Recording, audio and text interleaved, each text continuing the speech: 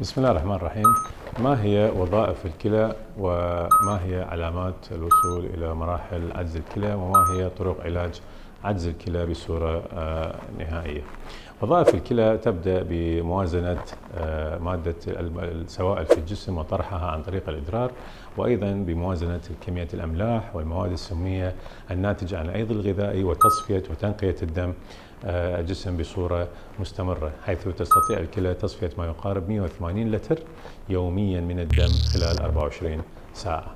أيضا وظيفة أخرى من وظائف الكلى هي إنتاج مادة الأريثروبويتين ومساعدة نخاع العظم على إنتاج نسبة كريات الدم الحمراء ونسبة الهيموغلوبين في الجسم.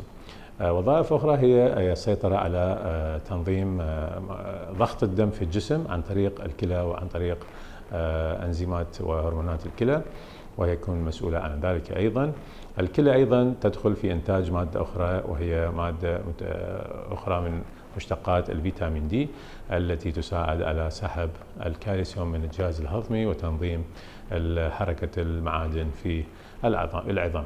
إذن وظيفة الكلى هي وظيفة رئيسية في الجسم ولها مهام كثيرة، وعدم عملها بصورة غير صحيحة يؤدي إلى تعب الجسم والدخول في مراحل عجز الكلى. عجز الكلى هو ينقسم إلى 5 مراحل. المرحلة الأخيرة من عجز الكلى هي المرحلة الخامسة، اللي تكون عملية وحدة النفرون فيها ما لا يقل عن 10% من عمل الكلى.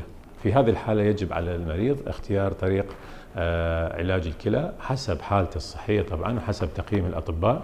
ممكن يحتاج إلى البقاء على جدول غسل كلوي عن طريق الجهاز الغسل الكلوي للدم، أو عن طريق الغسل البريتوني طريقة أخرى، أو عن طريق زرع الكلى.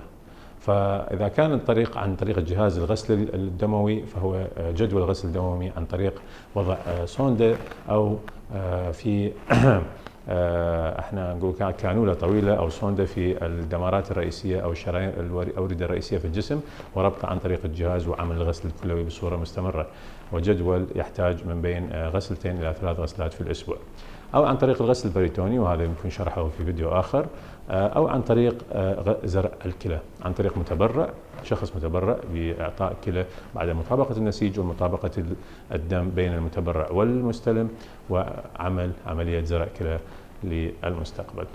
وشكرا جزيلا.